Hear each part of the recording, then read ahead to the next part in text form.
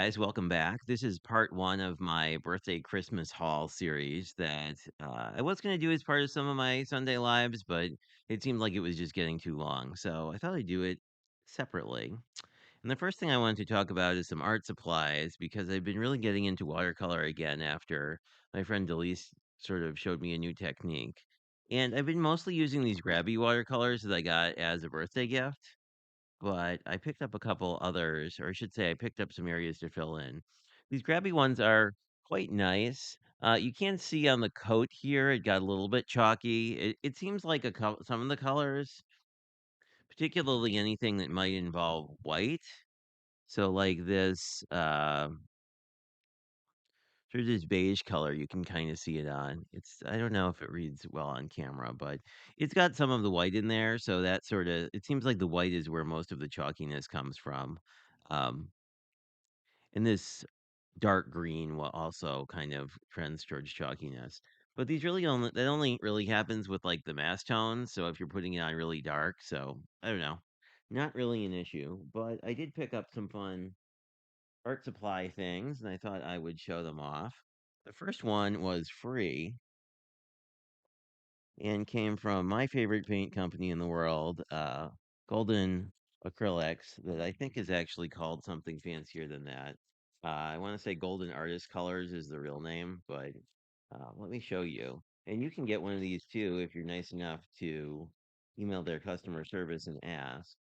But they will send you color charts. But the cool thing about all of their color charts, well, not for the watercolor one. For their paint color charts, they actually paint on them, but they do a really nice job. So this gives you sort of an idea of their range. See, they have a lot of yellows, a lot of blues, some reds, not many pinks in this particular line.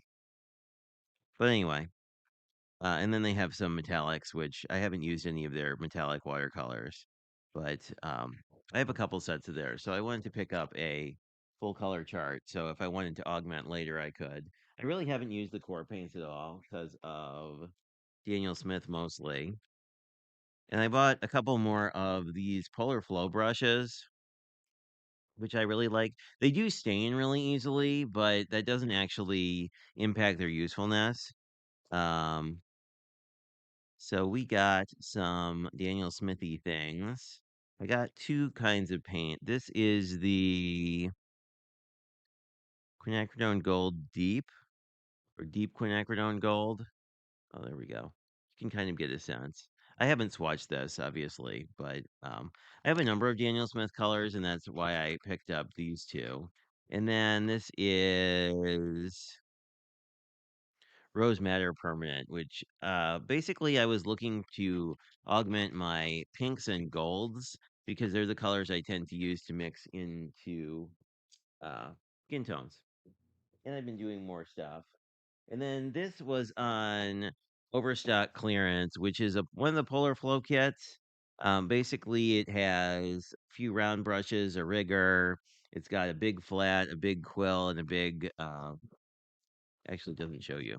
I guess I'll open it up. It's got the thing that attracted me is it was on super duper sale, and it has these brushes, which I don't have any watercolor brushes that are designed to do like get like wash brushes essentially. These three are bigger than I typically work. I tend, as you probably noticed, like I like doing cards and I like small rounds, like two, three, and four are usually my go-to. But anyway, uh, there's sticky stuff on this brush somehow. Let's get that off. There we go. Anyway, so I picked up a value set of those. They're the pricing, the Jerry's pricing gets really good whenever things are overstocked, which is why I also picked up some Canson from them. Normally, this is cheaper at Michael's because Michael's is here and I don't have to ship it. But anytime their Canson goes on overstock, I'll usually pick it up. I want to try some mixed media to see what the difference is. This is a much thinner paper. This is more like 100 pound paper as opposed to like the 140 you typically see in watercolors. And then it's sort of a point of comparison. I also wanted to pick up some of the Michael's. watercolor brushes, which they recently reformulated, or at least recently to me.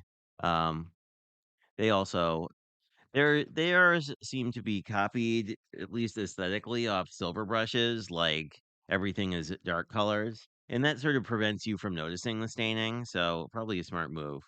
I don't use a ton of larger brushes, but I think the small squares and rounds will work pretty well. Rounds are kind of my go-to. Also on super sale from Michaels was their Artist Loft palette of like skin tones. I think it's actually called Portrait. Let's see if I can open this and not wreck it. No, I can't. Well, that's unfortunate. Oh well. But I haven't opened this up, so I was curious what you get. So this is a fairly standard 12 half pan box. I do like that it's not super branded. I mean, this is kind of a nice look. I mean, it's just sort of steel as opposed to something nuts.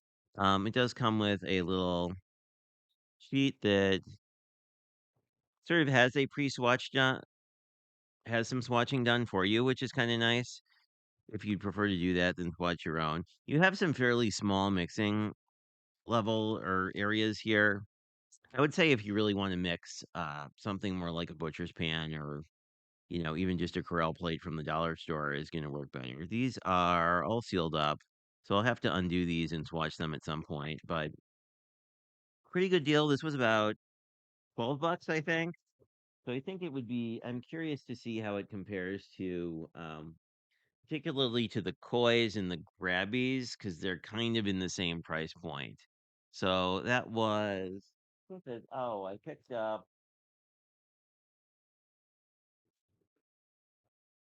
I picked up a couple additional Cotman colors. I didn't really have a green, and I was had some holes in my browns, so I picked up these two. I haven't actually used Cotman that much, but I think I'm going to because also I think they're within the same kind of price range.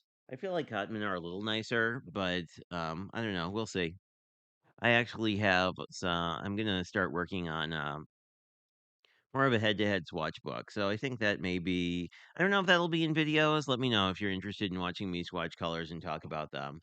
I guess it depends how interested people are in like color things generally. Because I don't know. I find color theory really interesting, but I don't know that everybody else does.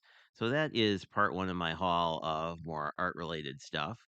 And the rest of the series will be basically scrapbook.com and spellbinders. My friend Elizabeth really got me into watching the scrapbook.com sales. So there's a lot of, and then I won a gift certificate. So there's, I think, 3 boxes from them. So you'll see that later in the series as well.